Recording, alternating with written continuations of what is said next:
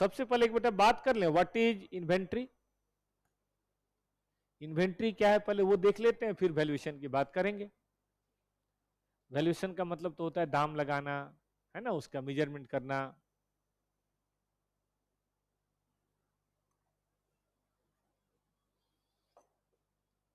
पहली बात कि इन्वेंट्री है क्या।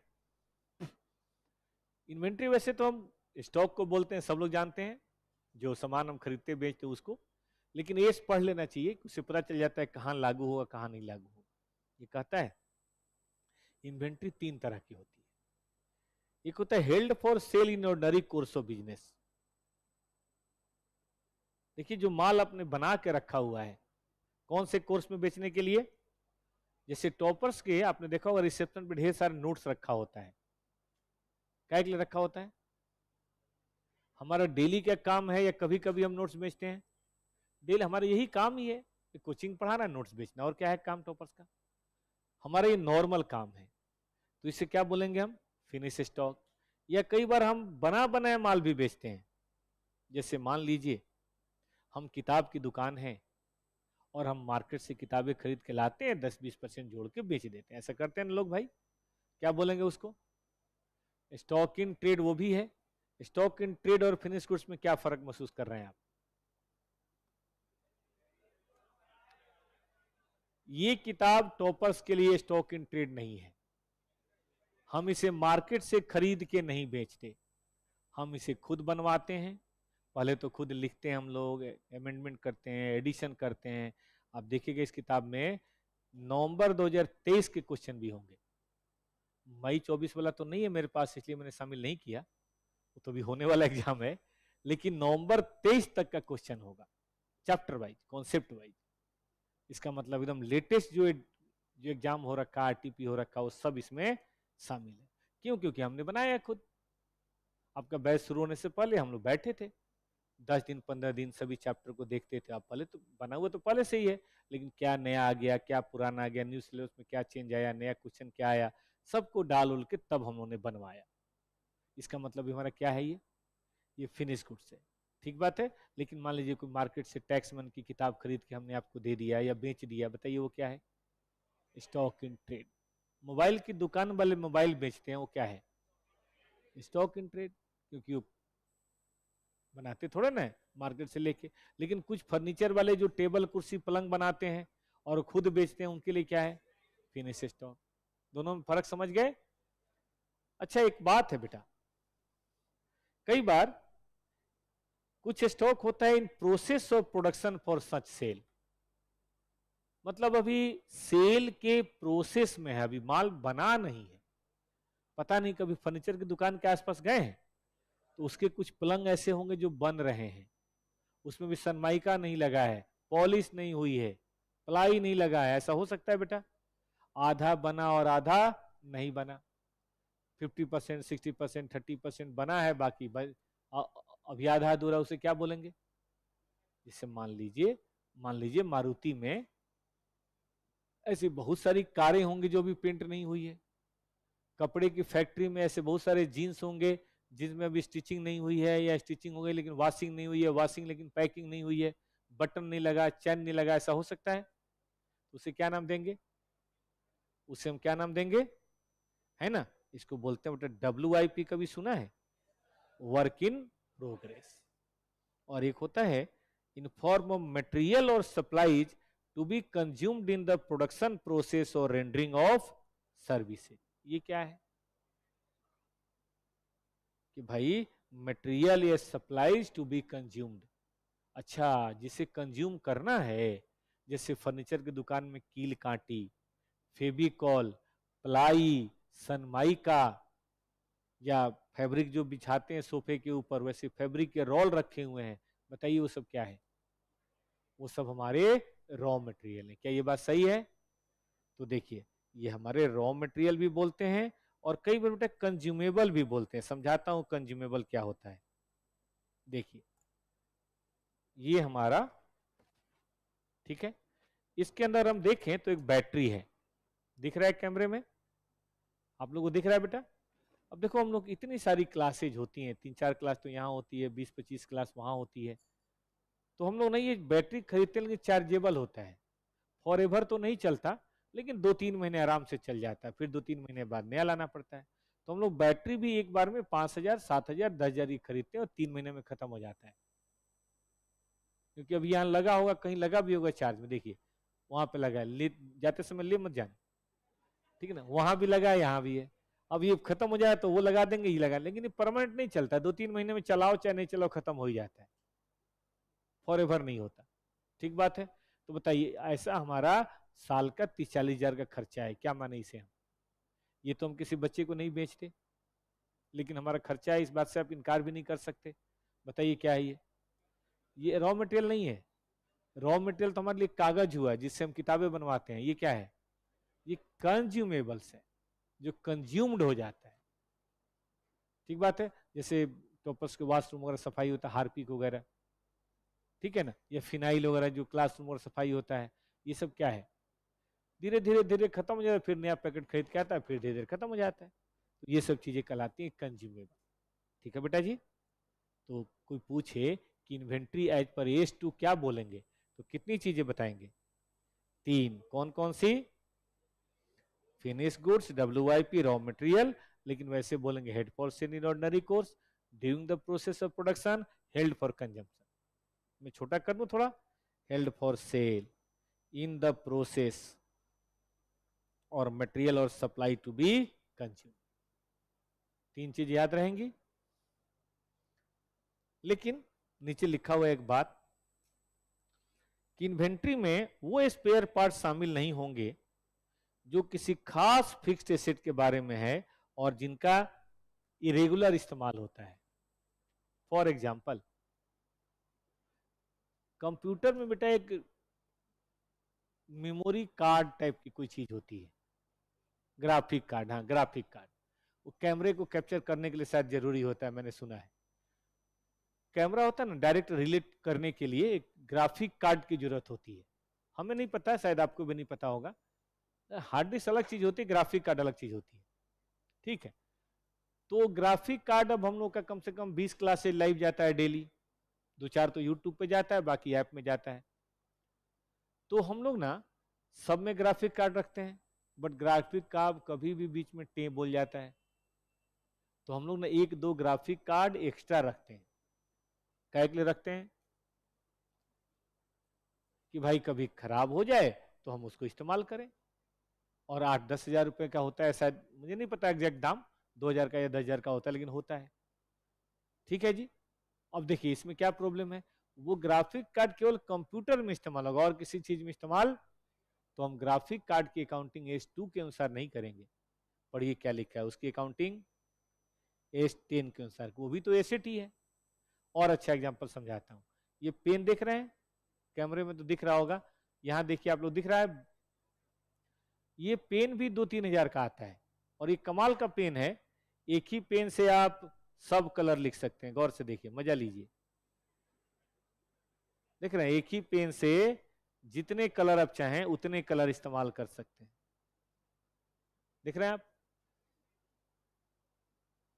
और अब ये रबड़ का भी काम कर सकता है, ये पेंट का भी काम कर सकता है, मतलब ये टच स्क्रीन का पेन है। जैसे वो आईपैड का नहीं होता स्टाइलस, ऐसे ही है। अब स्टाइलस थोड़ा ज्यादा दाम का होता है, ये नॉर्मल ये 2-3 हजार का होता है, लेकिन हम लोग ये भी 1-2 फालतू रखते हैं। बताइए क्यों? देखा आपने, ये बांध के रखा है, बोलो क्यों? ना ना ना, तो टीचर ले जाए क्या करेंगे, बच्चे यहाँ आते नहीं है, ये हाथ से गिर जाता है हम लोगों के। और एक बार इतनी ऊंचाई से गिरा तो कार्यक्रम हो गया, 2-3 हजार गायब। इसीलिए हम लोग बांध के रखते हैं कि गिरे भी तो यहाँ झूल जाए, फिर उसको उठा लें, गिरे नहीं, सिर्फ इसीलिए बांध के रखते हैं, और कोई बात नहीं है। 2-2.5 हजार का नुकसान देखो, ठीक नहीं लगता ना। ना चाहते हुए महीने में 1-2 टूट ही जाता है, जहां भी नहीं बंधा है, जहां भी टीचर के हाथ से स्लिप हो गया, कुछ बात हो गई, या ऐसे भी खराब होता रहता है, वेयर एंड टेयर आपने पढ़ा होगा। तो मान लीजिए 2 पेन है 8,000 रुपए का या 6,000 रुपए का, टॉपर्स की बैलेंस शीट में कहां दिखाएंगे, 10 में या 2 में? 10 में, क्योंकि ये खास इसी टैब पे काम करेगा। अब वो नीचे हम लोगों ने आई पैड लगाया हुआ है, तो आई पैड का पेन यहाँ नहीं काम करेगा, और ये वाला पेन वहां नहीं करेगा। उसका तो पेन ही साला 8-10 हजार रुपए का, बल्कि शायद ज्यादा ही होगा, 12-13 हजार रुपए का है। हाँ मतलब वही कह रहे हैं, वो महंगा है, लेकिन वो वही काम करेगा। हमारे पास सैमसंग का भी पैड है एक क्लास में, अब सैमसंग के पैड वाला आईफोन में काम नहीं करता, आईफोन वाला सैमसंग में नहीं काम करता, तो बोलो पेन की अकाउंटिंग कौन से बेसिस पे होगी, 2 या 10? क्यों 10 बेटा? स्पेसिफिक है। लेकिन नॉर्मल नट बोल्ट, बैटरी, ये हार्पिक वर्पिक, ये सब चीजें, तार छोटा मोटा, ये सब चीजें तो कहीं भी इस्तेमाल हो जाती। ठीक, हार्पिक देखो किसी भी बाथरूम में करो, क्लासरूम में करो, कहीं भी सफाई करो। अब ठीक है पी नहीं सकते हम मानते हैं, लेकिन इस्तेमाल तो होता ही होता है, कॉमन यूज है बेटा। आ गया, फिक्स एसेट में थोड़ा ना इस्तेमाल होता है, स्पेयर पार्ट थोड़े ना है वो। तो कहां शामिल होगा, क्लियर हो गया। अब आइए बात करते हैं, कहता है कि इसकी अकाउंटिंग तो सभी एस पे होती है, सभी इन्वेंट्री पे होती है, लेकिन कुछ इन्वेंट्री पे नहीं होती। कौन सी है वो इन्वेंट्री जहां नहीं होती? पढ़िए, आप पढ़ेंगे कंस्ट्रक्शन कॉन्ट्रैक्ट। कंस्ट्रक्शन कॉन्ट्रैक्ट समझते हैं? मेट्रो का ठेका मिला है आपको, आपको 5 किलोमीटर 10 किलोमीटर मेट्रो बनानी है, उसको बोलते हैं कंस्ट्रक्शन कॉन्ट्रैक्ट। आपको किसी मॉल बनाने का ठेका मिला है, सड़क बनाने का, हाईवे बनाने का ठेका मिला है, मतलब जहां पे डैम, बिल्डिंग, मेट्रो, रेलवे, ऐसी कंस्ट्रक्शन की चीजें बनती है ना, उसको बोलते हैं कंस्ट्रक्शन कॉन्ट्रैक्ट। वो नॉर्मल बैग बनाने या टोपी बनाने के ठेके से अलग चीज है वो। बताओ क्या वहां रॉ मटेरियल नहीं होगा? वहां बहुत रॉ मटेरियल होगा, बालू, पत्थर, सीमेंट, सरिया, तार, क्या बोलते हैं वो, इलेक्ट्रिसिटी के बहुत सारी चीजें, सैनिटरी के बहुत सारी चीजें, टाइल्स, लेकिन वो यहाँ अकाउंटिंग नहीं होगी। आप पूछो क्यों? उसके लिए बेटा एक अलग एस है। कौन सा एस है? जैसे कॉन्ट्रैक्ट एक्ट सभी कॉन्ट्रैक्ट के ऊपर लागू होता है, लेकिन अगर कहीं पार्टनरशिप एक्ट आ गया तो पार्टनरशिप वाले कॉन्ट्रैक्ट कहां चले जाते हैं?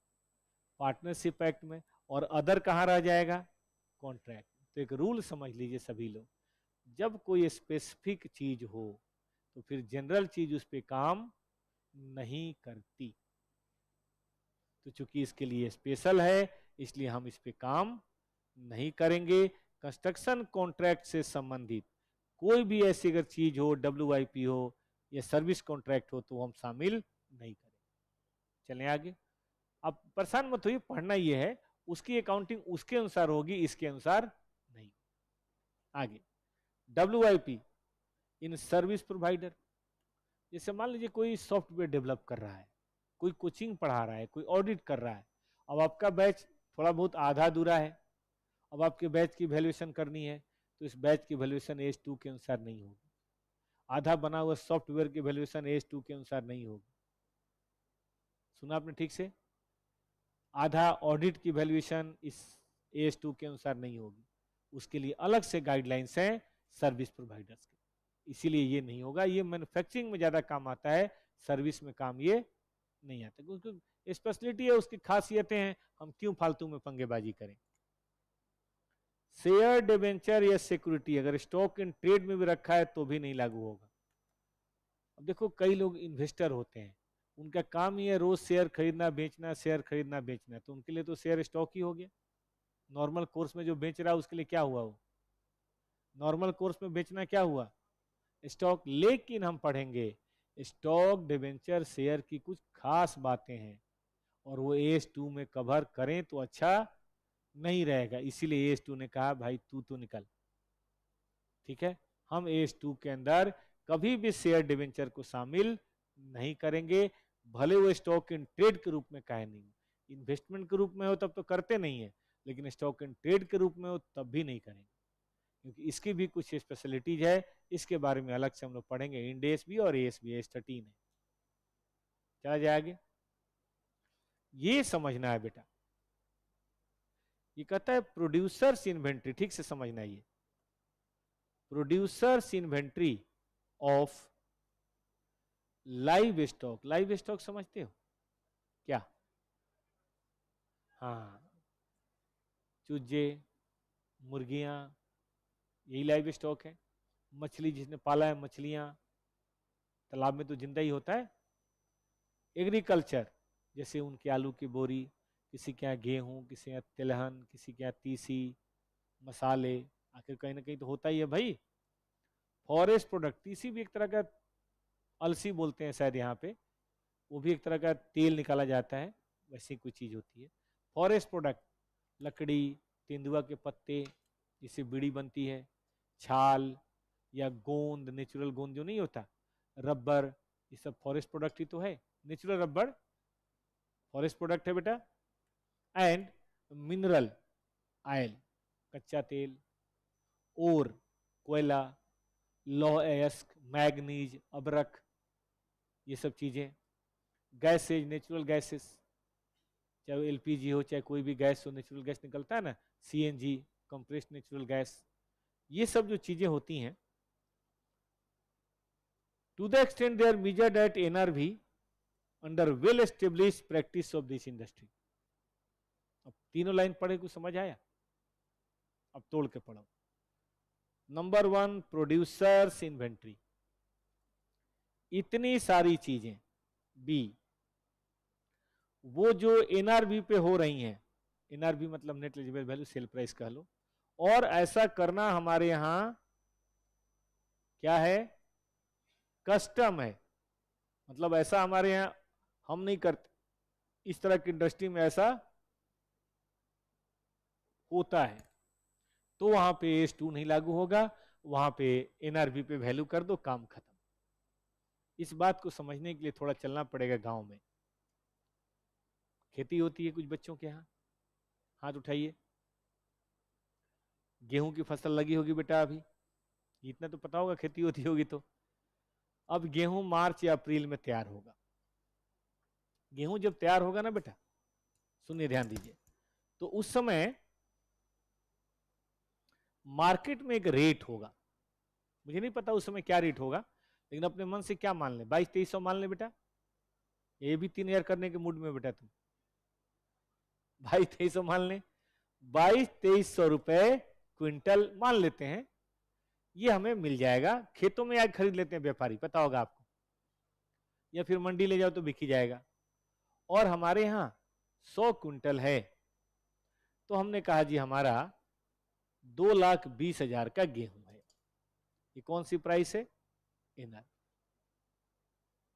खर्चे बर्चे काट के। और एक होता है जी कॉस्ट। कॉस्ट में देखना पड़ेगा कि हमने कितने का सीड डाला, कितने का फर्टिलाइजर डाला, कितना ट्रैक्टर वाला ले गया जुताई का, कितना और पानी, वाटर, कितना, कुछ लेबर तो लगते हैं ना चाहते हुए भी, लेबर, फिर बाद में उसकी दौनी हुई थ्रेसर से, वो दौनी वाला कितना ले गया, कुछ बोरा वोरा खरीदा, तो एक तो ये भी होता है। ये सब करके डिवाइडेड बाई 100 क्विंटल, इससे भी आपका निकल जाएगा कॉस्ट। कॉस्ट आपकी 1200 है या 1500 है या 1800, मुझे नहीं पता, लेकिन कोई तो कॉस्ट होती होगी बेटे जी। ठीक, अब सुनिएगा ध्यान से। AS2 कहता है cost NRB which by lower, इनको होती है कॉस्ट निकालने में दिक्कत, क्योंकि अभी तो आपने बहुत कुछ नहीं शामिल किया। बताऊं क्या नहीं शामिल किया? आपने अपने खेत का लगान नहीं शामिल किया, लैंड रेंट, ठीक है अपना खेत है, लेकिन उसका भी तो कोई अपॉर्चुनिटी कॉस्ट है नहीं है। छोड़ो, घर के लोग जो लगे रहे सुबह शाम धूल मिट्टी खाते रहे, क्योंकि ऐसा हो ही नहीं सकता खेती और घर के लोग ना लगे। कितने ही बड़े आप किसान हैं, खेतों में तो जाना ही पड़ेगा ना। और उस समय तो बड़ी गर्मी होती है, भीषण वाली गर्मी होती है, चैत बैसाख का महीना होता है। तो देखो, अपने फैमिली के लेबरर का लेबर तो नहीं शामिल किया ना, और शामिल करने में दिक्कत भी आएगी। तो इसीलिए एस ने कहा कि ऐसा है, तुम फालतू के टेंशन ना लो बेटा, तुम इसी पे वैल्यूएशन कर लो, तुम्हारा काम हो जाएगा।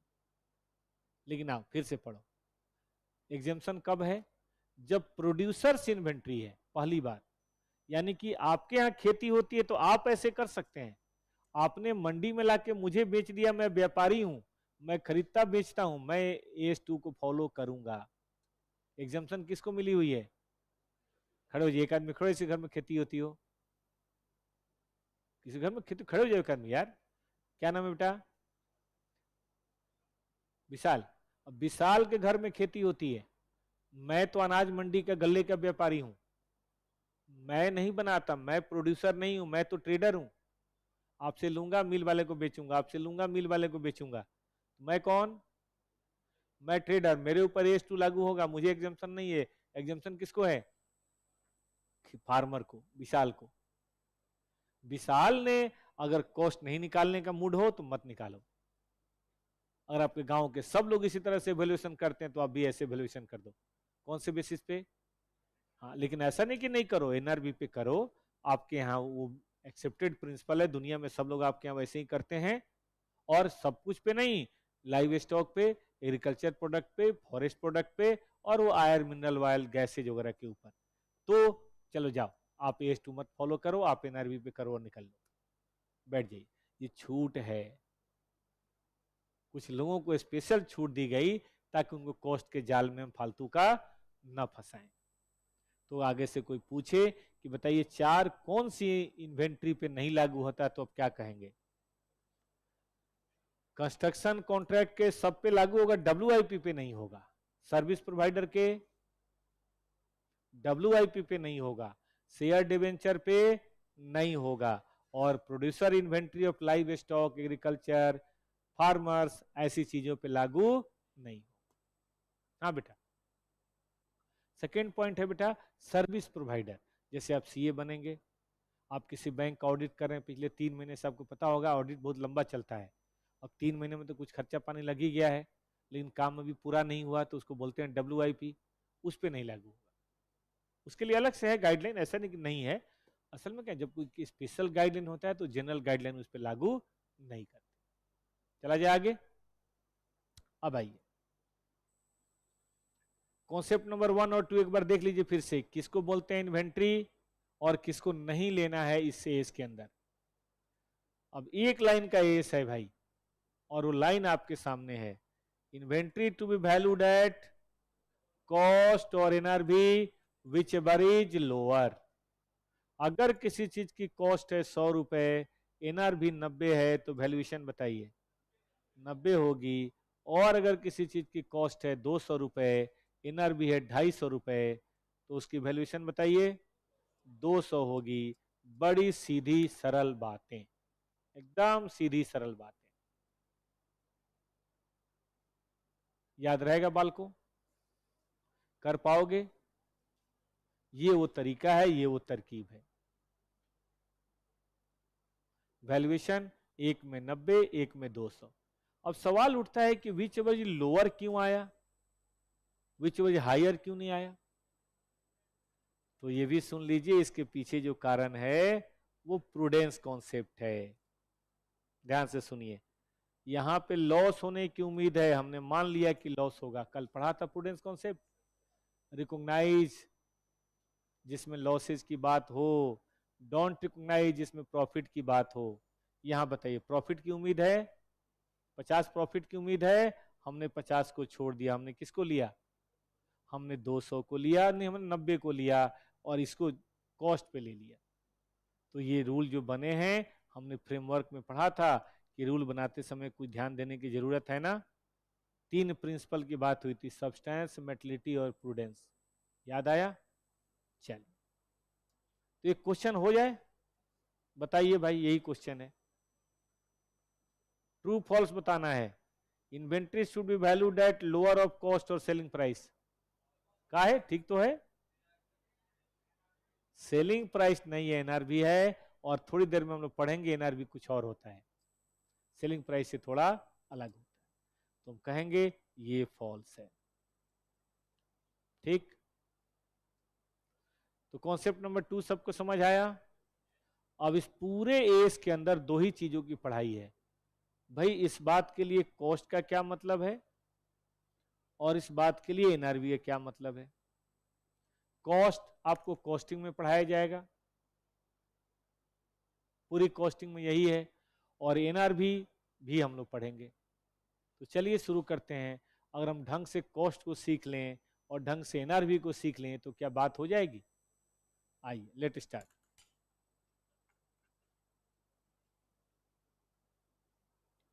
ध्यान दीजिए, कॉस्ट ऑफ इन्वेंट्री कहता है, कॉस्ट ऑफ इन्वेंट्री में 3 चीजें हैं।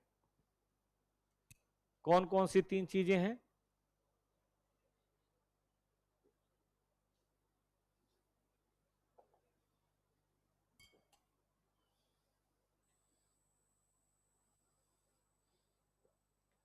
भाई परचेज कॉस्ट है, और बताइए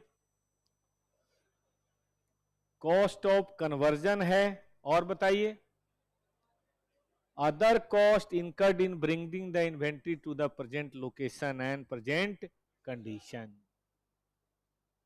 तो पहला है कॉस्ट ऑफ परचेज, दूसरा है कॉस्ट ऑफ कन्वर्जन, और तीसरा है other cost incurred in bringing the inventory to present location and condition.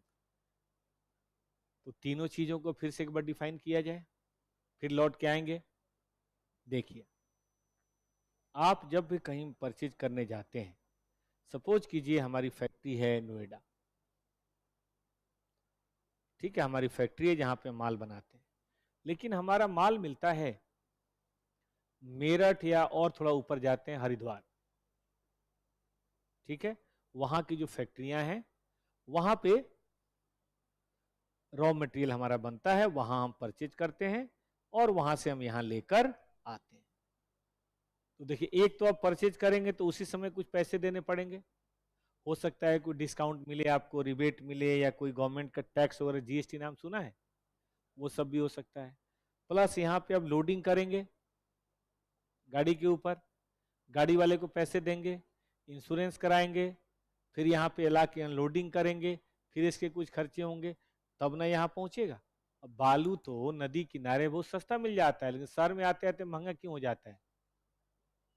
बहुत सारे टैक्स लगते हैं, प्लस गाड़ी वाला भी तो पैसे लेगा भाई, वो भी इतनी मेहनत कर रहा है, अपनी गाड़ी पूरे दिन लगा के रखा हुआ है, इसीलिए नदी किनारे बालू सस्ता है और यहाँ आते आते महंगा। पहाड़ों पे पत्थर सस्ता है लेकिन यहाँ आते आते महंगा। सही बात है ये। तो देखिए यहाँ पे कितना प्यारा कॉन्सेप्ट है कि सबसे पहले तो बात करनी है परचेज की। आइए परचेज की बात करते हैं। कॉस्ट ऑफ परचेज कंसिस्ट, क्या? परचेज प्राइस जितने में आपने खरीदा, duty and taxes other than दो subsequently recoverable from taxing authority. अब यहां एक वर्ड आ गया जो सर ने फाउंडेशन में भी पढ़ाया होगा, हाँ, रिफंडेबल या एडजस्टेबल टैक्सेज। तो अगर ऐसा है तो नहीं लेना है। आपको बताइए कौन सा लेना है, सिर्फ नॉन रिफंडेबल या नॉन एडजस्टेबल आपको लेना है? Non adjustable. लेकिन रिफंडेबल है तो नहीं लेना है। अभी इसकी बात करते हैं। Freight, other expenditure directly attributable for the acquisition, वो सारी चीजें लेनी है। और ट्रेड डिस्काउंट, रिबेट या ड्यूटी ड्रॉप बैक को घटा देना है। एक बार जरा अपनी निगाह से AS5 पढ़िए, बड़े क्वेश्चन इस पे बनते हैं, यहां भी बनता है और कॉस्टिंग की क्लास में भी बनेगा। पहले ये देखिए फिर बताते हैं। इनफैक्ट आपको पहला क्वेश्चन कॉस्टिंग कहीं कराऊंगा।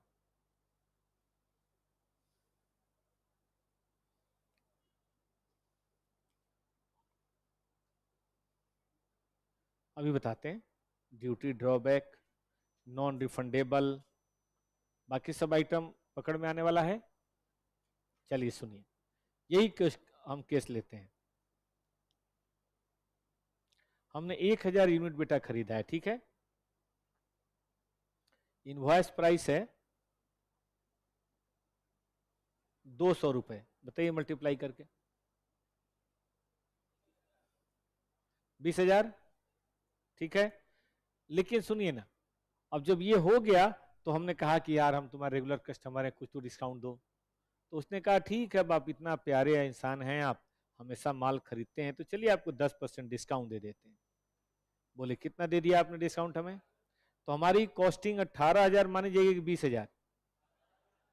पहली बात, यानी कि कोई भी ट्रेड डिस्काउंट है तो लेस करना है, लेकिन कैश डिस्काउंट नहीं लेस करना है। सुना है कभी आपने? कैश डिस्काउंट माल खरीदने के लिए नहीं मिलता। किस लिए मिलता है? कैश में बेचने के लिए मिलता है। तो आपको वो डिस्काउंट यहाँ पे नहीं लेना। अब सुनिए, हम मतलब कैश पेमेंट करने के लिए मिलता है, जल्दी पेमेंट करने के लिए, उसको फाइनेंशियल इनकम मानते हैं, यहां से लेस नहीं करते। अब सुनिए, अब टैक्स की बात हुई, और दुनिया में अब एक ही टैक्स लग रहा है इंडिया में, जिसका नाम है full form goods and service tax, GST, यही है। अब देखिए जो GST है इसमें भी थोड़ा कॉन्सेप्ट है। अगर ये नॉन रिफंडेबल है, नॉन एडजस्टेबल है, तब तो बेटा आप इसको जोड़ें। मान लीजिए 12% है, बताइए तो 20,000 का लगेगा कि 18,000 का? 18 का। 2,000 तो सेल ही नहीं हुआ, बताइए कितना लगेगा? कितना? 2,160। अब आप कहेंगे सर जरा एडजस्टेबल बताओ। नॉन एडजस्टेबल तो समझ रहे हैं हम, तो कोई नहीं लिखेगा, अभी केवल देखिएगा, मैं लिखने का मौका दूंगा। जीएसटी ना एक वैल्यू एडेड टैक्स है। वैल्यू एडेड टैक्स क्या मतलब होता है, ये समझिए। मेरे पास एक मशीन है जिससे मैं रेडीमेड गारमेंट बनाता हूं। मैं कौन हूं? रेडीमेड गारमेंट मैन्युफैक्चरर, ये मेरा काम है। आपको पता होगा रेडीमेड गारमेंट वाले कपड़ा नहीं बनाते, वो कपड़ा मार्केट से खरीद के काट के रेडीमेड गारमेंट बनाते हैं। तो किसी से मैंने कॉटन खरीदा, जिसने कॉटन यार्न से बनाया होगा, या छोड़ो कॉटन की बजाय हम सीधे फैब्रिक लिखते हैं, बहुत सारी फैब्रिक की मिले हैं। सपोज करो उस बंदे ने मुझे माल बेचा, सेल किया, तो मैंने खरीदा। तो जब उसने सेल किया तो क्या भारत सरकार उस पर जीएसटी लगाएगी? हाँ या ना? मान लीजिए 20,000 रुपये मैंने जीएसटी पे किया, और ये इनडायरेक्ट टैक्स आपने सुना होगा, इनडायरेक्ट टैक्स है। इनडायरेक्ट टैक्स का मतलब फैब्रिक वाले से भारत सरकार लेगी, लेकिन वो हमसे ले लेगा। अब हम लेकर आए, वो सामान लेकर आए, मान लीजिए 50-70 का सामान था, तो मुझे कितने का पड़ा? 90 का। मैंने अब क्या बना दिया? रेडीमेड। अब सरकार ने कहा बेटा रेडीमेड बना रहे हो, चलो तुम जीएसटी दो। और सरकार ने कहा तुम्हारा जीएसटी बनता है 50,000। अब मैं जब कंज्यूमर को बेचूंगा तो उसकी तो मैं हालत खराब कर दूंगा, बताइए कैसे? ये 20 भी उससे लूंगा और ये 50 भी लूंगा, इस बेचारे को जीएसटी कितना पड़ जाएगा? जबकि उस बेचारे ने कपड़ा तो नहीं खरीदा, उसने तो गारमेंट खरीदा है रेडीमेड। तो कपड़े का दाम, और छोड़ो कपड़ा वाले ने जिससे यार्न खरीदा होगा उसको भी दिया होगा पैसा, यार्न वाले ने से केमिकल खरीदा होगा उसको भी दिया होगा। तो बेचारा जब ये कपड़ा खरीदेगा रेडीमेड गारमेंट, तो उस पर तो केमिकल का जीएसटी, यार्न का जीएसटी, फैब्रिक का जीएसटी, रेडीमेड गारमेंट का जीएसटी, कपड़ा तो बहुत महंगा हो जाएगा। वो कहेगा मैं ऐसे ही रह लूंगा, मुझे कपड़ा नहीं चाहिए। ठीक है कि नहीं? बहुत भारी हो जाएगा कपड़ा यार। तो भारत सरकार इस बात को समझती है, तो भारत सरकार कहती है देखो, अगर तुम कोई जीएसटी पे कर रहे हो और उससे कोई माल बना रहे हो, तो ये वाला जीएसटी आप चाहो तो यहां पे क्या कर सकते हो, हम ये मान लेंगे कि 20 तो तुमने हमें दे ही दिया था, बस उसका डॉक्यूमेंट हमें दे दो और हमें सिर्फ कितना पे करो। तो इसको बोलते हैं इनपुट क्रेडिट। आपने कभी नाम सुना होगा, इनपुट क्रेडिट। लिखना नहीं, बस केवल समझना है बेटा, बाकी टैक्स वाले सर तो आपको जीएसटी में 2 महीने यही पढ़ाएंगे। तो अगर आपका कोई रॉ मटेरियल है जिसपे आपने जीएसटी दिया है, तो फिनिश गुड्स के जीएसटी में रॉ मटेरियल के जीएसटी को आप लेस कर दीजिए, और ऐसा भारत सरकार की तरफ से अलाउ है, ताकि बाद में आपको ज्यादा नुकसान ना हो, मतलब कस्टमर को बहुत ज्यादा बर्डन ना पड़े। अब मैं आपसे पूछना चाहता हूं कि बताइए ये 20,000 क्या सही में मेरी कॉस्ट हुई? आप में से कुछ बच्चे टॉपर्स के मान लीजिए हैं, कुछ बाहर के हैं। टॉपर्स वालों ने एक स्कीम निकाला है कि जो भी आपने फाउंडेशन की फीस कहीं भी पे कर रखी है, इंटर की फीस में से उतना कट करके बाकी पैसा दीजिएगा। सुना आपने ठीक से? अगर मान लीजिए आपने कहीं 30,000, 40,000, 20,000 फाउंडेशन की फीस दी है, तो हमारी इंटर की जितनी भी फीस है उसमें से कट कर लीजिएगा और बाकी पैसे दे दीजिएगा। ठीक है? मान लो हमारी फीस 50,000 है, तो उसमें से कट करके दे दो बाकी 20,000, 15,000 जो भी बनता है आज से। ठीक है? सुनिए बात सुनिए। अच्छा आपने 1 लाख दिया है, तो कह रहे हैं सर हमें लौटाओ जरा। ठीक है, हमने तो फाउंडेशन में 1 लाख खर्च कर दिया है, पैसा जरा लौटाना हमारा, और आज ही हिसाब किताब हमारा सेटल होना चाहिए। ठीक है? तो अगर ऐसा है बेटा, तो क्या वो फाउंडेशन की जो फीस है, क्या सही में आपका एक्सपेंस है? वो तो आपका सिक्योरिटी डिपॉजिट हुआ ना। क्या हुआ आपका? Security deposit. वो काहे को इसमें एडजस्ट होगा? उसको तो इसमें एडजस्ट होने का कोई मतलब नहीं है, हाँ या ना? तो बस यही काम आपको यहां करना है कि वो जो फैब्रिक वाली फीस है ना, जीएसटी है, वो यहां एडजस्ट हो जाएगा। तो ये आपकी कॉस्ट नहीं हुई। बताइए क्या हुई आपका? ये आपका हुआ सिक्योरिटी डिपो। ये वही बात है कि लाइब्रेरी में, मैंने एग्जांपल दिया था उस दिन, कि लाइब्रेरी में 500 रुपये जमा कराए, किताब ले आए, जब किताब लौटा दिया तो आपको लाइब्रेरी के 500 रुपये मिल गए। तो क्या आपकी कोई कॉस्ट हुई? इसी तरह से यहाँ पे है। अगर क्रेडिट नहीं मिलता है, एडजस्टमेंट नहीं मिलता है, तब तो बताइए क्या है? ये कॉस्ट है। कुछ चीज़ों को नहीं मिलता है, जैसे होटल वालों को नहीं मिलता। असल में होटल में जीएसटी कम है 5%, तो होटल वाले जब कुछ सामान खरीदते हैं और उस पर जीएसटी देते भी हैं, तो उस पर कॉस्ट का मतलब उनको बेनिफिट नहीं मिलता। ठीक, तो यहाँ पे हमें ये बात ध्यान देनी है बेटा जी, कि अगर कोई टैक्स नॉन रिफंडेबल है तो लेना है, लेकिन अगर कोई कॉस्ट रिफंडेबल है, एडजस्टेबल है, तो वो हमें बताइए नहीं लेना है। इसी लाइन में जरा और सुन लीजिए, एक बच्चे ने पूछा ड्यूटी ड्रॉबैक, वैसे तो मैं बताता ही, लेकिन सुन लीजिए। सेम चीज, ये था in domestic sale. Domestic sale का मतलब विद इन इंडिया, और एक है नॉन डोमेस्टिक, यानी कि दूसरे शब्दों में एक्सपोर्ट। कौन ऐसी सरकार नहीं चाहती है कि उसका खूब एक्सपोर्ट हो? कोई कारण बताएगा क्यों चाहती है? फॉरेन करेंसी, है ना, फॉरेन करेंसी। रॉ मटेरियल आपने खरीदा, कॉस्ट थी 50,000, जीएसटी लग गया 20,000, आपका रॉ मटेरियल कितने का हो गया? 70,000 का। आपने उसे फिनिश प्रोडक्ट बनाया, जाहिर है कॉस्ट आपकी 70 होगी। आप इसको एक्सपोर्ट करेंगे, महंगा बेचना पड़ेगा, आपका माल कम बिकेगा। भारत सरकार कह रही है कि अगर तुमने रॉ मटेरियल से फिनिश प्रोडक्ट बना के एक्सपोर्ट कर दिया, तो टेंशन ना ले बेटा, ये तुम्हारा जो जीएसटी है ना, हम क्या कर देंगे, एक तो तुमसे जीएसटी लेंगे नहीं, एक्सपोर्ट में कहेगा जीएसटी करो करो करो एक्सपोर्ट, और ऊपर से 20,000 हम ये भी नहीं लेंगे। तो बताइए नेट क्या बचा? नेट क्या बचा बेटा? 50,000। अब कई ऐसे व्यापारी हैं जो 70 का माल बना के 70 में बेच देते हैं, बताइए उनको क्या फायदा हुआ? जीएसटी रिफंड हो गया, वही 20,000 कम है क्या?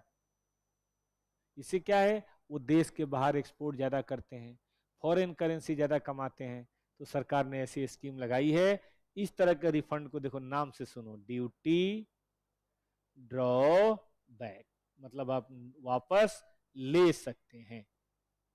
बताइए, ऐसे ड्यूटी ड्रॉ बैक को हम मटेरियल का पार्ट मानेंगे? इन्वेंट्री कॉस्ट मानेंगे? क्यों नहीं मानेंगे दोस्त? वापस आ जानी है तो क्यों मानेंगे भाई? जो चीज वापस आ जानी है उसको क्यों मानेंगे हम?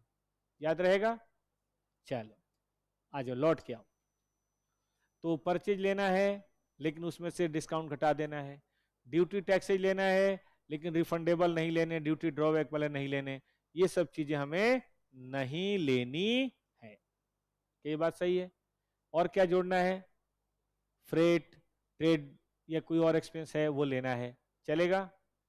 अब एक छोटा सा क्वेश्चन मैं आपके साथ करना चाहता हूं। एक क्वेश्चन है बेटा, आपको इसकी कॉस्टिंग करके बतानी है मुझे। ये क्वेश्चन है, नहीं ये नहीं, इसका अगला। एक मिनट समय दीजिए।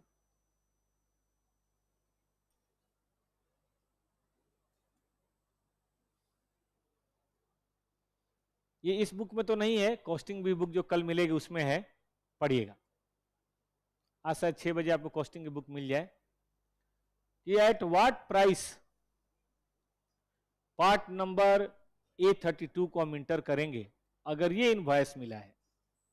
ध्यान दीजिए, 200 पार्ट मिला है 5 रुपए के हिसाब से, कितना हुआ 200 गुने 5? 20% डिस्काउंट है। कौन सा डिस्काउंट है? ट्रेड लेस होगा, जीएसटी है 12%, ये सही आ रहा है 12%।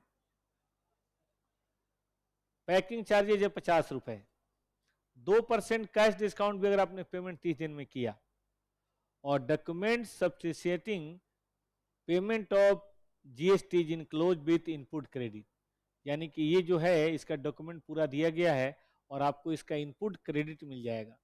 जिसका इनपुट क्रेडिट मिल जाए, क्या उसे हम कॉस्ट का पार्ट मानते हैं? तो आपको मैं कहूं कि आप इसका कॉस्ट शीट बना के बताइए, या यूं बताइए कि कितनी कॉस्ट मानी जाएगी, तो आप क्या कहेंगे?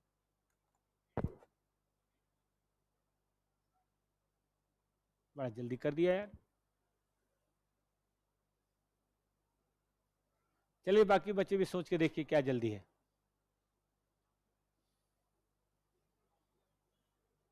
बड़ा क्वेश्चन को हल्के में ले रहे हो तुम लोग।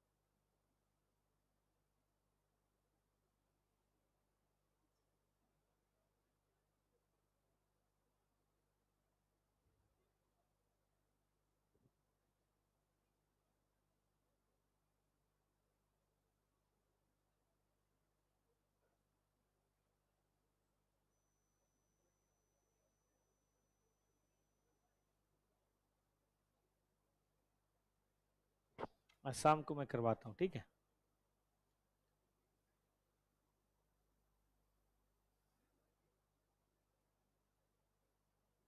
बताएगा कोई? देखिए, ये तो लेना है, ये नहीं लेना, ये लेना है, ये तो लेना है, तो कॉस्ट कितनी आएगी? देखिए कैसे लिखेंगे हम लोग, एक बार फिर से बना लेंगे कॉस्ट शीट।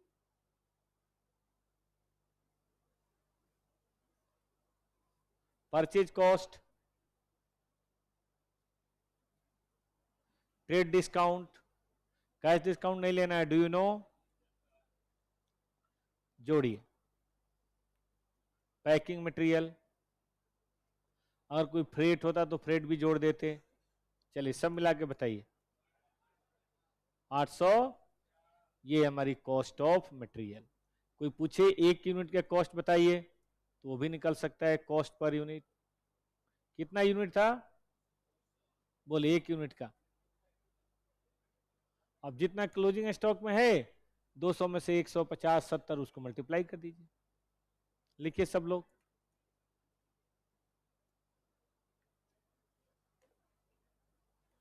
हाँ बेटा, नहीं, कैश डिस्काउंट पीएल में जाएगा, वो फिनेंशियल इनकम है, that will go to the profit and loss account.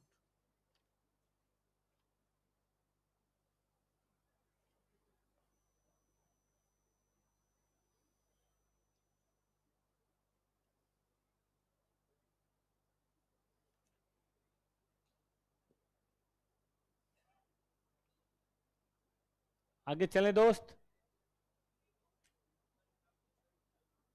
पहला सबको क्लियर हुआ? Concept number 5। बहुत सारे क्वेश्चन इस पे आएंगे, अभी करते हैं, थोड़ा इंतजार कीजिए जरा। 6, 7, 8 पढ़ लीजिए तब।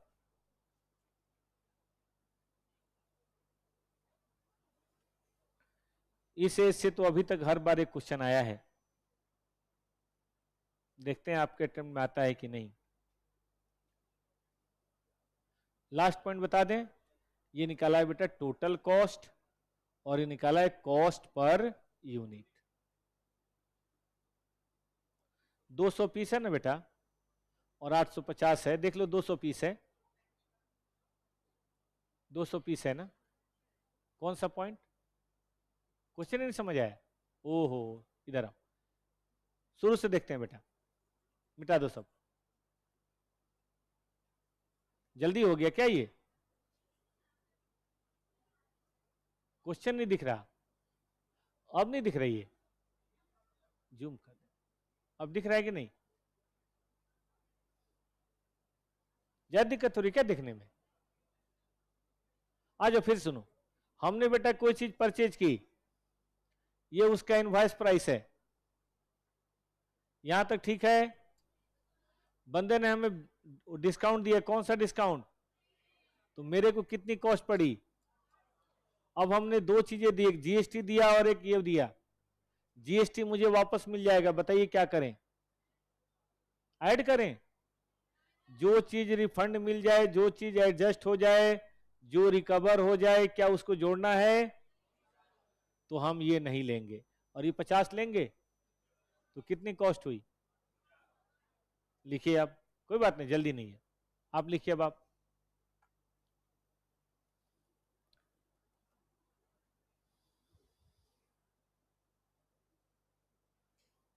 कॉस्टिंग क्लास में भी क्वेश्चन होगा, मैं फिर बता दूं AS2 पूरी तरह से कॉस्टिंग को डेडिकेटेड है, क्योंकि इन्वेंट्री की बात हो रही है ना।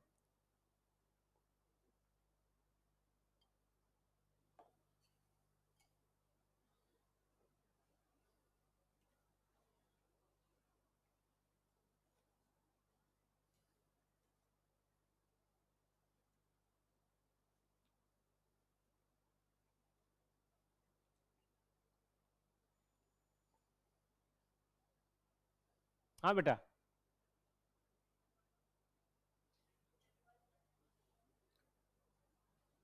कहता है कि जितना भी डॉक्यूमेंट चाहिए जीएसटी के लिए हमने लगा दिया है, आपको क्लेम मिल जाएगा, मतलब आपको एडजस्टमेंट मिल जाएगी। अब मिल जाएगी तो आपका कॉस्ट तो हुआ ही नहीं ना, तो आपकी कॉस्ट कितनी हुई? इतना प्लस इतना, मतलब 850।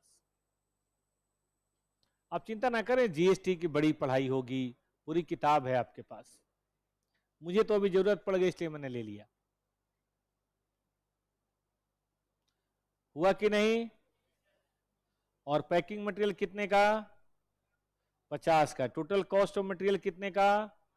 850। कॉस्ट पर यूनिट 4 रुपए 25 पैसे।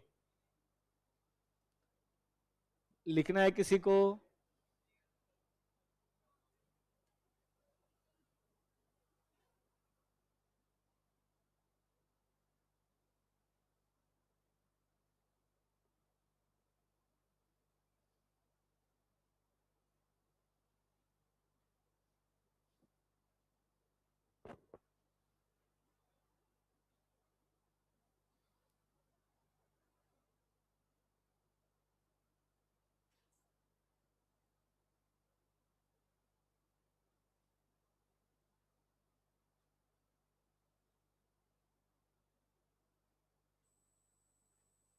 ठीक है, इतना।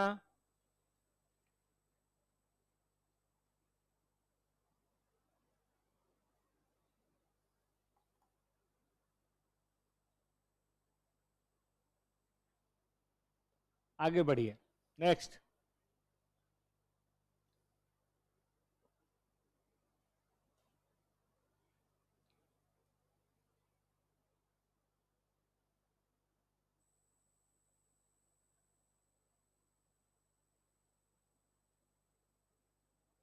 हटा दे इसको, लिखना है किसी को? तो देखो, फिर से लौटो। कॉन्सेप्ट 4 क्या कहता है कि 3 चीजें कॉस्ट मानी जाएंगी, कौन कौन सी? Cost of purchase, cost of conversion and other cost. Cost of purchase का मतलब क्या है? Purchase cost, duty, taxes, non refundable और फ्रेट इनवार्ड या बाकी खर्चे। तो परचेज कॉस्ट समझ गए। अब दूसरा क्या लिखा है, कॉस्ट ऑफ कन्वर्जन। ये थोड़ा समय लेगा। कॉस्ट ऑफ कन्वर्जन, इसको थोड़ा सा समझिए तरीके से। कितने लोग हैं जो अच्छा खासा ऑमलेट बना लेते हैं, ठीक ठाक बना लेते हैं, चाय पत्ती से चाय बना लेते हैं, कच्ची मैगी को पका लेते हैं, ठीक है। सुनिए, ये जो एग है ये क्या है, और ये जो ऑमलेट है ये है फिनिश स्टॉक। अब जहां तक मेरी नॉलेज है, मैंने ऐसा घर में कोई जादू नहीं देखा कि आप ना ऑमलेट को ऐसे रुमाल से ढक दीजिए, इसमें तो नहीं ढका, लेकिन वैसे रुमाल से ढक दीजिए और मंत्र पढ़िए गिली गिली छू, और रुमाल हटाइए और अंडा ऑमलेट बन जाएगा। ऐसा है क्या? यानी कि ऑमलेट को अंडा, सॉरी अंडे को ऑमलेट बनाना पड़ता है, और बनाने के लिए जो विधि है वही कन्वर्जन है। इसकी कोई ना कोई कॉस्ट ऑफ कन्वर्जन होती है। बताइए भैया, हम ऑमलेट का पूछें तो क्या क्या कॉस्ट लगती है? चलो भाई, आपने कहा प्याज, ठीक है, ऑनियन, और गैस, और बटर या तेल। अंडा तो रॉ मटेरियल है, अंडा तो कितने का आता है, 5-7 रुपए, 8, वो तो है। ये बताइए, ये चलिए, ग्रीन चिल्ली है ना, नमक, ठीक बात है। और एक कोई आदमी, अरे चार्टर्ड अकाउंट का स्टूडेंट बना रहा है, उसके समय की वैल्यू नहीं है। तो ये सब क्या है, ये बेटा कॉस्ट ऑफ कन्वर्जन है। हाँ बेटा, धनिया भी रखो, ठीक है। सुनिए सुनिए, इसी तरह से अगर हम मैगी को कन्वर्ट करें, तो देखो वेज मैगी भी अगर बना रहे हो तो 2 मिनट में बनाओ चाहे 4 मिनट में, लेकिन बेटा बनाना तो पड़ेगा। क्या क्या लगता है इसमें, मैगी को छोड़ के? मैगी तो कितने का था, 12,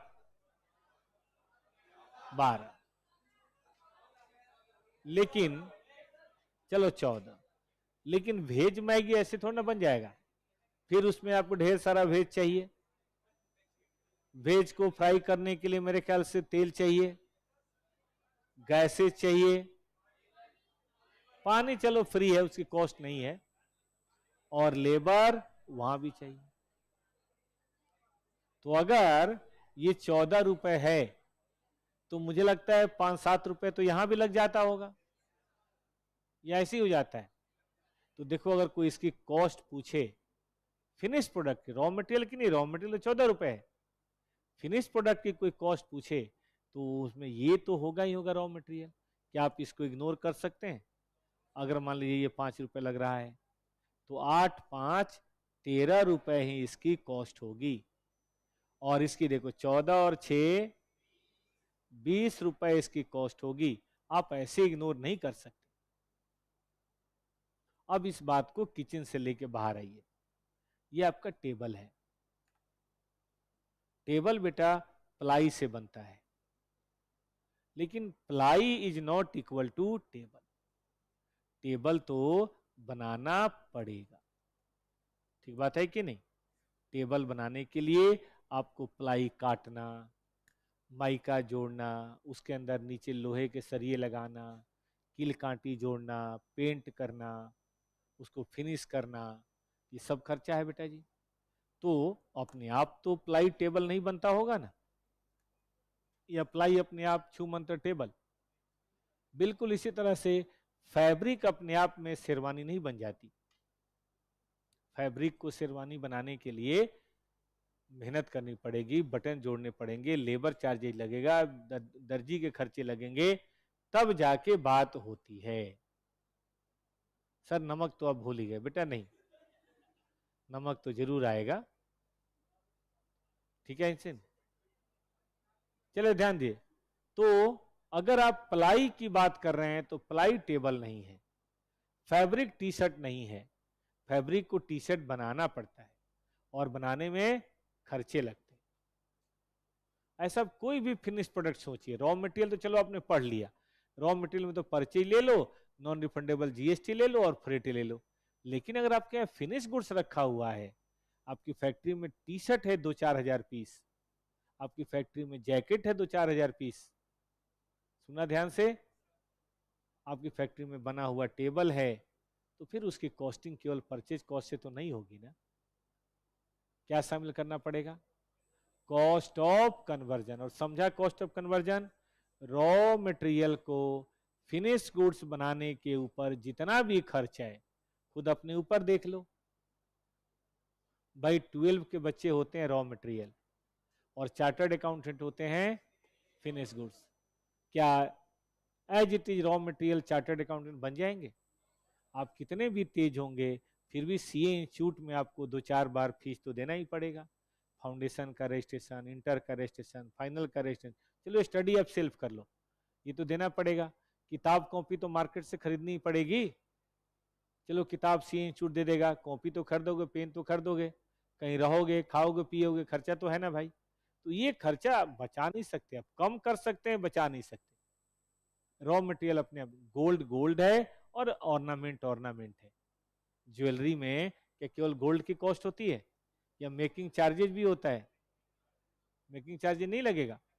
देखो जो अगर ज्वेलर नहीं ले रहा मेकिंग चार्जेज, वो आपको ज्यादा चूना लगाता है, वो गोल्ड में कुछ मिलावट कर देता है, बात तो वही हो गई। तो इसीलिए निश्चित रूप से आपको कन्वर्जन कॉस्ट तो लेना ही पड़ेगा। तो हमारा एस कॉन्सेप्ट नंबर कौन सा, 6, क्या कहता है, cost of conversion. Cost of conversion में देखो क्या क्या चीजें शामिल है। पहला यहां लिख लो नंबर 1, एक तो डायरेक्टली रिलेटेड जैसे कि लेबर, लेबर तो जनरली पर यूनिट आ जाएगा, और एक दूसरा systematic allocation of fixed and variable cost. Fixed and variable production overhead. अब कल कॉस्टिंग में तो कॉस्ट तक हम लोग पहुंच ही नहीं पाए थे, अभी तो यही पता करते रह गए कॉस्ट क्या है, लेकिन हम लोग कॉस्ट में पढ़ेंगे। कॉस्ट में कई सारी चीजें होती हैं, एक होता है मटेरियल जो हम पढ़ा रहे हैं, एक होता है लेबर जो मजदूरों का, और एक होता है ओवरहेड। कल ही मैंने बताया था सीए बनने के 3 कॉस्ट है, देख रहे हो क्या है ये, मटेरियल, मटेरियल और मैं मटेरियल थोड़ा, लेबर लेबर, ठीक है, और ये ओवरहेड, ओवरहेड इसका रेंट, बिजली, डिप्रेशन, ये तीनों चीजें मिलेंगी तभी तो सीए की पढ़ाई होगी। तो देखो इस रॉ मटेरियल को अपने आप तो बात नहीं कर सकते हम, उसी तरीके से प्लाई बनाने के लिए मजदूर चाहिए, तो एक तो मजदूर की बात, प्लाई से फर्नीचर बनाना। और सुनिए प्लाई से फर्नीचर बने ये तो पहली बात है, लेकिन एक और चीज होगी, कौन सी,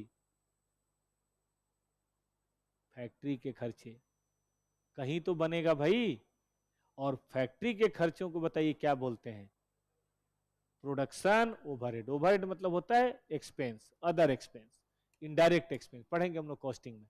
तो हम इन चीजों को इग्नोर कतई भी नहीं कर सकते, ये भी कॉस्ट का बताइए क्या है, एक पार्ट है, फैक्ट्री एक्सपेंस। रेडी हो?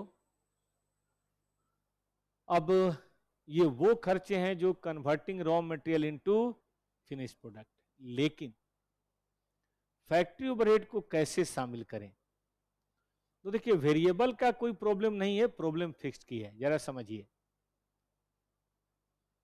ओवरहेड दो तरह के हैं। कौन कौन से? वेरिएबल। वेरिएबल ओवरहेड किसे बोलते हैं, कभी सुना आप लोगों ने? इकोनॉमिक्स में वेरिएबल कॉस्ट पढ़ा है? जो यूनिट के अनुसार चेंज हो उसे क्या बोलते हैं? जैसे फैक्ट्री में पावर, जैसे पैकिंग मटेरियल।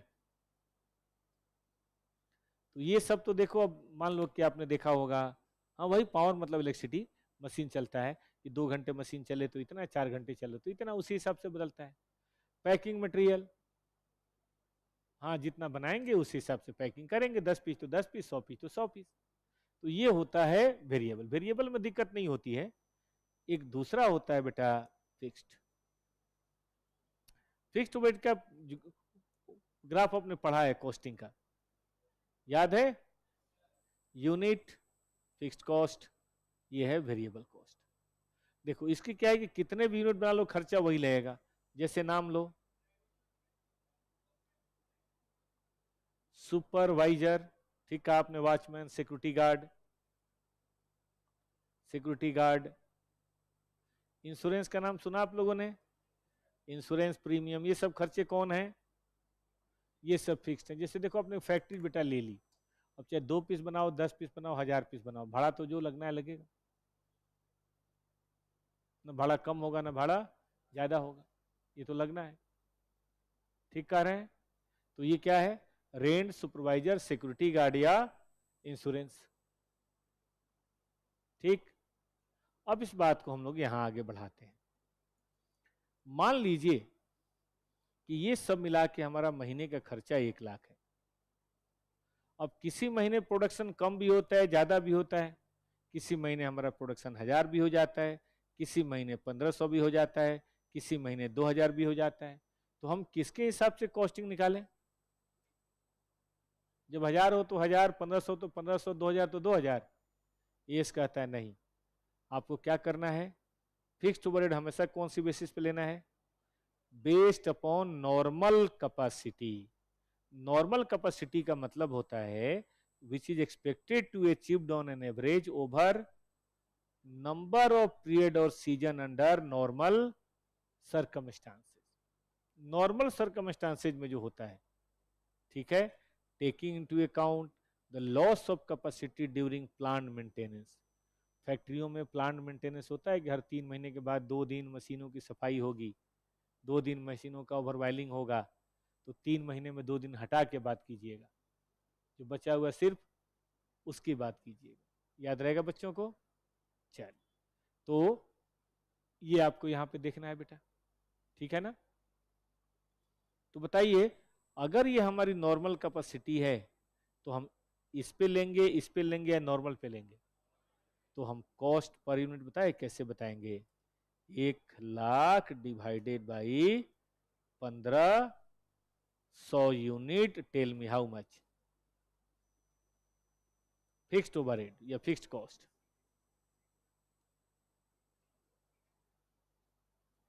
लिखने वाला इसमें से कुछ नहीं है, सब समझने वाला है। लिखने के लिए बहुत क्वेश्चन है अपने पास। तो एक बार फिर से दोहराता हूं, रॉ मटेरियल तो जैसे निकालते हैं वैसे निकाल लीजिए। लेबर जो लगता है वो तो तय होता है 2 रुपए पर पीस, 1000 रुपए पर पीस। वेरिएबल ओवरहेड कोई दिक्कत नहीं, तो लगता ही पर यूनिट है। प्रॉब्लम किसकी होती है? फिक्स्ड की। तो फिक्स्ड को पर यूनिट में कैसे कन्वर्ट करेंगे? कैसे कन्वर्ट करेंगे? हाँ, नॉर्मल कॉस्ट पर यूनिट के लिए नॉर्मल कैपेसिटी से भाग दे दीजिए तो बात बन जाएगी। ये लिखा है बेटा नॉर्मल। क्वेश्चन आपको बताएगा, आप चिंता मत कीजिए। नॉर्मल कैपेसिटी, और उसके हिसाब से आपको अपनी कॉस्ट को लेना है। ठीक है? नॉर्मल कैपेसिटी का मतलब ऐसे समझिए, आप मेट्रो में जाते हैं तो मेट्रो में कभी बहुत भीड़ होती है, ऐसे गंदे वाली भीड़ होती है कि आप घुस नहीं पाते हैं, ऐसे कभी हुआ है? और कभी आप शाम को जाइए रात के 8-9 बजे के बाद तो एकदम खाली खाली होगा, है ना? तो बताइए कौन सी कैपेसिटी नॉर्मल? एकदम खाली खाली है, एकदम घुसने की जगह नहीं है? दोनों नहीं है। ऑन एन एवरेज कितने लोग मेट्रो में जाते हैं? इसे मान लीजिए 6 डब्बे हैं, एक डब्बे में कितने लोग नॉर्मल समय में चले जाते हैं, खूब भीड़ वाले समय में?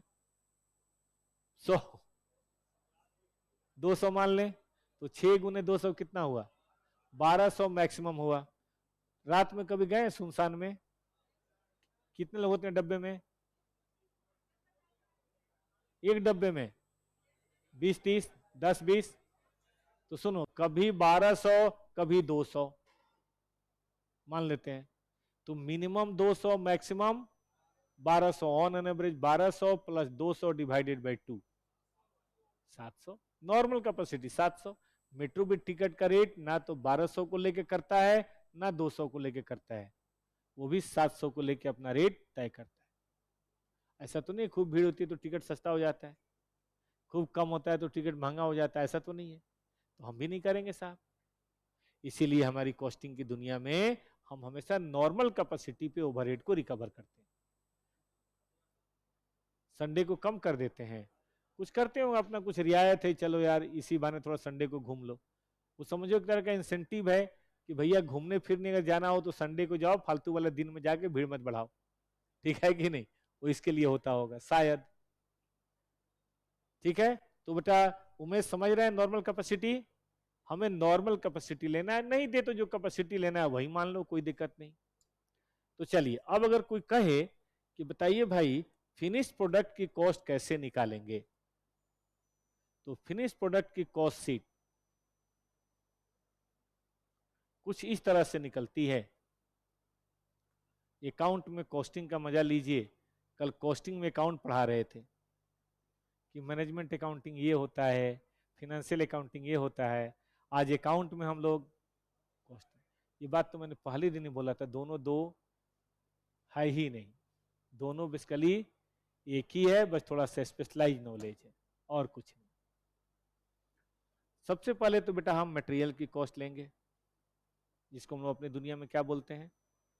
फिर हम कॉस्ट ऑफ कन्वर्जन लेंगे। कॉस्ट ऑफ कन्वर्जन में क्या लेंगे ये लिखिएगा, लेबर,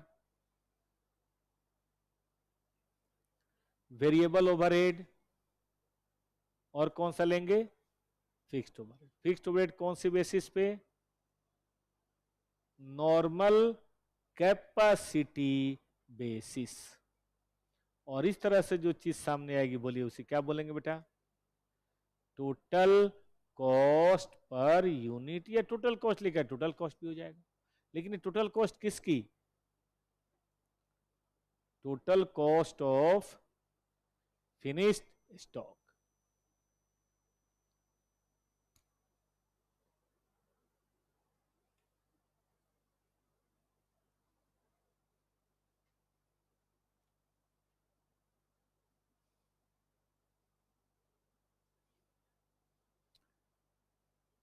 ये मैंने बनाया बेटा cost sheet of finish stock, एक फॉर्मेट बनाया है कि आगे से कभी भी फिनिश प्रोडक्ट की कॉस्टिंग करेंगे तो आप इसी तरह से करेंगे, एज पर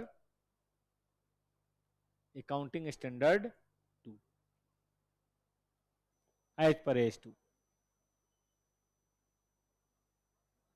हाँ बेटा बता दूंगा, अभी बता दूंगा, पर लिख लो। ये डायरेक्ट कॉस्ट है, कल कॉस्टिंग की क्लास में यही तो होगा। कल की कॉस्टिंग क्लास बहुत इंपॉर्टेंट है, वो डायरेक्ट इनडायरेक्ट को क्लियर करेगा। अभी बताता हूं बेटा, एक सेकंड रुक जाइए, अभी बता देता हूं। ओवरहेड बल्कि बोलते हैं किसे हैं? जो इनडायरेक्ट होता है। ओवरहेड हमेशा इनडायरेक्ट वाले को बोलते हैं।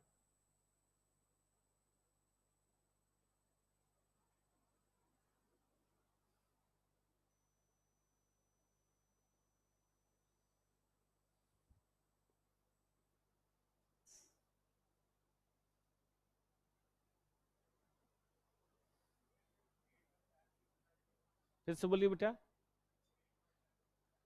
रॉ मटेरियल में purchase, GST, freight, packing material सब शामिल हो नहीं गया?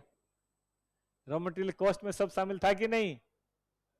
अब तो उसको कन्वर्ट करने की कॉस्ट है। चलिए फिर से बोलते हैं, सबसे पहले बेटा खूब बढ़िया से रॉ मटेरियल का झाड़ फूंक करके ले आइए, purchase cost, non refundable GST, packing material, या जो भी अपना डलना है डालिए। उसके बाद उसको बनाना शुरू कीजिए। बनाना शुरू करेंगे तो पहला खर्चा कौन सा आएगा? Direct labour. दूसरा खर्चा वेरिएबल ओवरहेड जिसके अंदर पावर वगैरह हो जाता है, और तीसरा खर्चा रेंट वगैरह हो जाता है। और कोई बताओ कोई खर्चा और आपके मन नजर में आ रहा हो तो। चलो इस किताब को बनाने की कॉस्ट बताओ क्या क्या लगी होगी। एक तो कागज, एक लेबर, और एक फैक्ट्री होगा, प्रिंटिंग प्रेस होगा, उसमें बिजली, थोड़ी बहुत स्याही, स्याही का बहुत ज्यादा खर्चा नहीं, थोड़ी बहुत स्याही, और थोड़ा रिपेयर, थोड़ा डिप्सन, थोड़ा मेंटेनेंस, थोड़ा इलेक्ट्रिसिटी, यही सब होगा। ठीक ना? कुछ उसमें बोलो। नहीं, सेलिंग एक्सपेंस कभी भी रॉ मटेरियल या फिनिश गुड्स का पार्ट नहीं होता। थोड़ा सा रुक जाइए, अभी आने वाले हैं कॉन्सेप्ट नंबर 8। अब चाहे तो तब तक देख सकते हैं। वो माल को बनाने की कॉस्ट नहीं होती, माल को बेचने की होती है, इसलिए नहीं आता। ठीक है कौशल? कौशल साहब पूछ रहे हैं कि सर सेलिंग नहीं होगा। मेरा कहना है नहीं होगा। हाँ बेटा।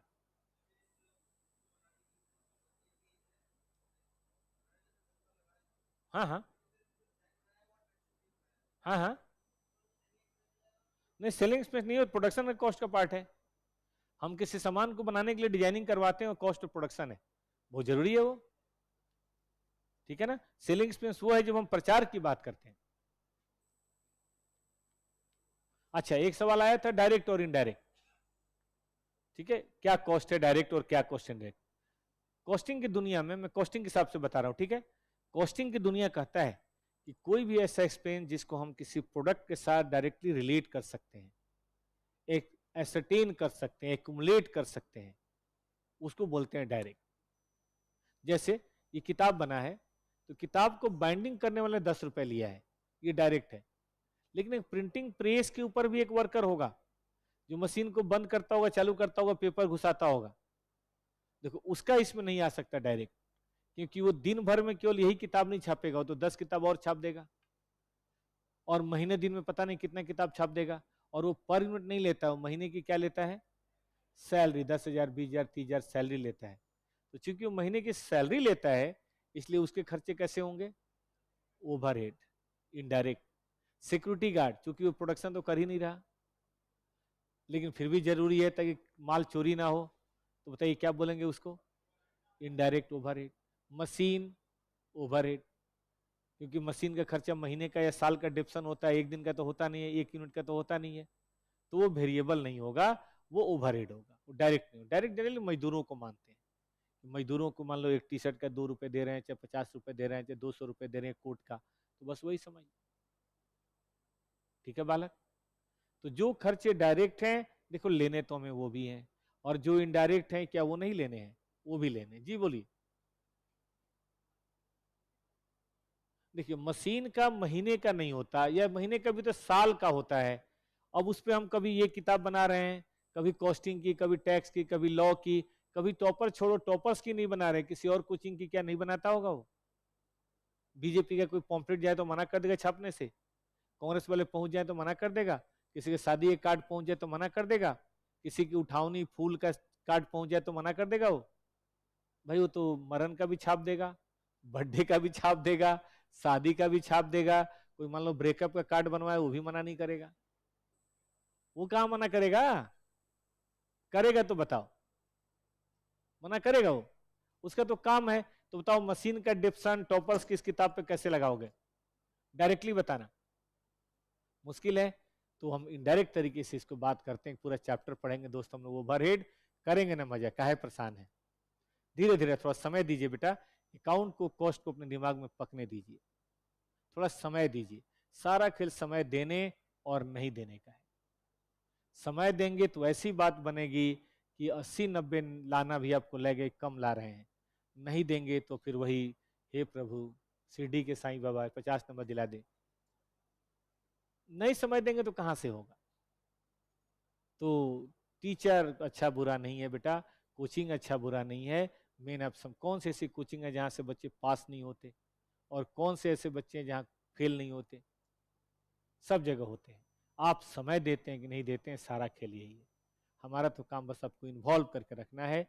एकदम टाइम से आपकी क्लास होगी, इस बात की गारंटी है। चलिए आइए, तो इस बात पे एक छोटा सा मैं क्वेश्चन देखता हूं, फिर मैं आपसे आगे बात करूंगा। हालांकि अभी इसमें ज्यादा मजा आएगा कॉन्सेप्ट नंबर 6 के बाद 7 और 8 पढ़ाने में, लेकिन अब आ गया तो जरा पहले देख लेते हैं। रुक जाओ।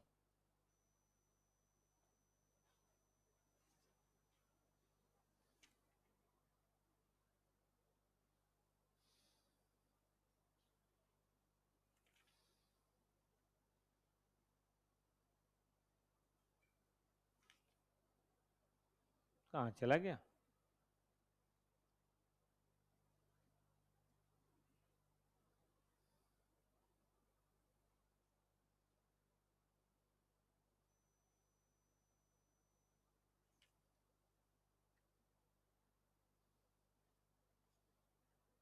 क्वेश्चन था बेटा, मुझे मिल नहीं रहा। चलिए मैं अपने मन से बना देता हूं। अच्छा क्वेश्चन था वो, नहीं बताऊंगा, रुक जाओ, मुझे बताने दो। हाँ मिल गया, 6.1, सॉरी मैं उधर खोज रहा हूं। मैं 7-8 में खोज रहा हूं, 6.1। चलिए छोटा सा क्वेश्चन बेटा, और स्टडी मटेरियल क्वेश्चन है। ये समझते हैं क्या लिखा हुआ है इसका मतलब? सीए इंस्टीट्यूट का स्टडी मटेरियल नंबर 4। देखिए आंसर मैंने जानबूझ के काट दिया है, नहीं जान, आप लोगों में भी नहीं होगा, आप लोगों ने जानबूझ के काट दिया है, मेरे में तो है। अब सोचिए मैंने आंसर क्यों काट दिया है। अब मैं चाहता हूं, नहीं नहीं, मैं चाहता हूं कि एक बार आप ट्राई करें, फिर मैं तो कराऊंगा ही, और अगर जो होमवर्क भी दूंगा तो स्टडी में तो है ही आपके। तो एक बार पहले खुद से करके, गलती करके तब देखें तो ज्यादा अच्छा, ये नहीं कि नीचे देखा और कॉपी कर लिया, तो फिर वो कई बार मतलब वो दिमाग नहीं लगता, इसीलिए मैंने आंसर काट दिया है। पढ़िए। हाँ सिर्फ फैक्ट्री और प्रोडक्शन को बढ़ाएंगे बेटा, कौशल बिल्कुल सही है। आपको क्या निकालना है? पर केजी किसका निकालना है बेटा? बोल नहीं रहे कोई। फिनिश गुड्स का निकालना है। Material cost, direct labour cost, direct variable overhead, ये कोई चीज होती ही नहीं है। या तो चीजें ओवरहेड होती हैं या डायरेक्ट होती हैं। तो ये डायरेक्ट वर्ड काट दीजिए, स्टडी में गलती से आ गया है, स्टडी में आ गया है। Fixed production overhead for the year, normal capacity है 2 लाख और 20 लाख रुपए है, तो क्या फिक्स्ड प्रोडक्शन कैपेसिटी बेटा निकाल पाएंगे? 20 लाख डिवाइडेड बाय 2 लाख, बोलो तो बेटा 10 रुपए पर यूनिट चलेगा? तो क्या मुझे 1 यूनिट की कॉस्टिंग कर सकते हो? कितने? और उसके बेसिस पे 4000 यूनिट की कॉस्टिंग कर सकते हो? मैं समय देता हूं 10 क्यों बज रहा है, 16 बज रहा है, 16:42 तक ये क्वेश्चन आप कैसे करेंगे जरा करिए, फिर मैं बताऊंगा। 270 भी बताइए और टोटल भी बताइए, कोशिश कीजिए दोस्त। पूरा क्वेश्चन आपके सामने है, कुछ भी छुपा हुआ नहीं है, किताब आपके पास है, उसके अनुसार करिए।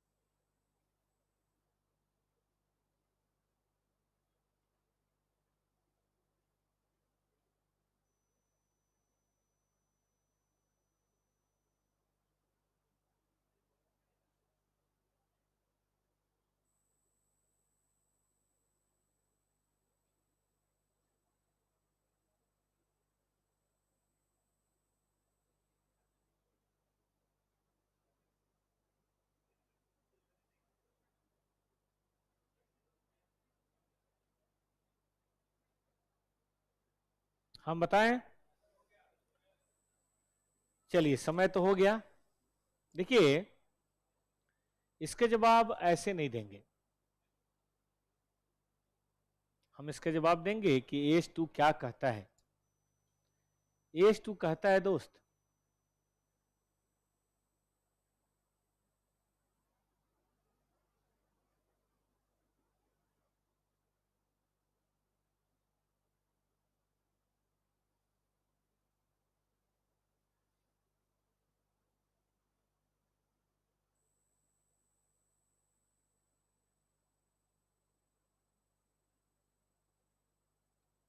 कि जब कभी भी हम फिनिश प्रोडक्ट की कॉस्ट की बात करेंगे तो कॉस्ट, ध्यान दीजिएगा, will include cost of purchase, cost of conversion and other cost to bring the inventory. तो देखिए हम कैसे शुरुआत करेंगे। हम शुरुआत करेंगे, लिखिए, एज पर H2, एज पर H2, मतलब हम ऐसा क्यों लिख रहे हैं, इसका लॉजिक आपको देना पड़ेगा। लॉ की भाषा ऐसी लिखी जाती है। सब लोग लिखिए फिर से, एज पर H2, यहां से शुरुआत कीजिए।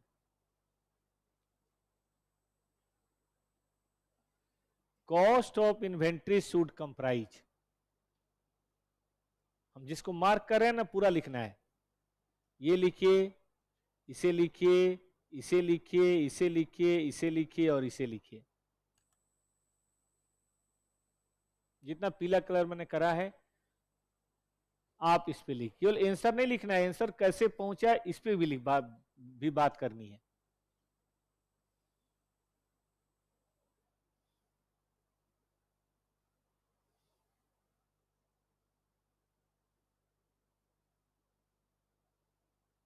फिर से बोलिए बेटा।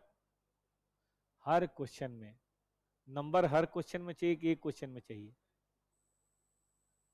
5 नंबर तुम्हें क्या लगता है, सीए इंटर में 5 नंबर जो तुमने 1 मिनट में लप्पू सा बना दिया वो है? ये 5 नंबर का क्वेश्चन है? क्या लिखा बेटा? आप लिख नहीं रहे हो बेटा। कहाँ लिख रहे, पेज पलट रहे हो? लिखो क्वेश्चन नंबर 6.1, फिर लिखो एज पर H2 cost of inventory should comprise cost of purchase, cost of conversion and other cost incurred in bringing the inventory to the present location and, मैं आपको सी इंस्टीट्यूट का आंसर भी दिखाऊंगा कि उन्होंने क्या लिखा है। Just wait.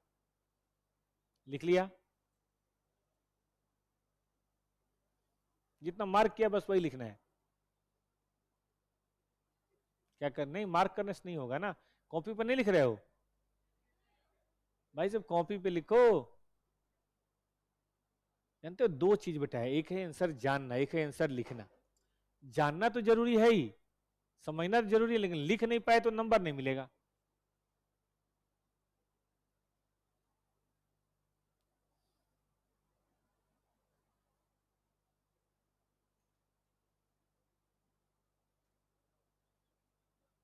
डन है?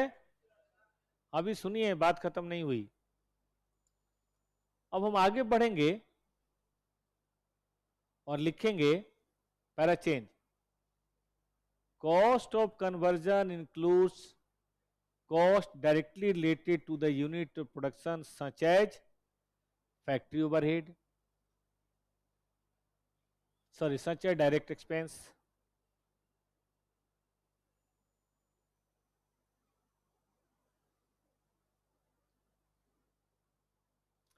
they also include a systematic allocation of fixed and variable production overhead।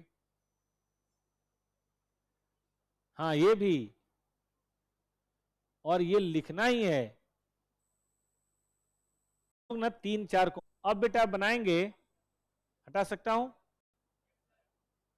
अब आप बनाएंगे ये, हाँ, फिनिश प्रोडक्ट कॉस्ट शीट। सुनिए ध्यान दीजिए, बताइए रॉ मटेरियल कॉस्ट कितनी? 200 रुपए पर केजी। और लेबर कॉस्ट कितनी? वेरिएबल ओवरहेड और फिक्स्ड ओवरहेड बताइए। 2 lakh. Tell me how much? तो बताइए कॉस्ट ऑफ फिनिश स्टॉक। ये सभी बच्चों ने सही बनाया होगा, लेकिन हम यही कॉस्ट क्यों शामिल करेंगे?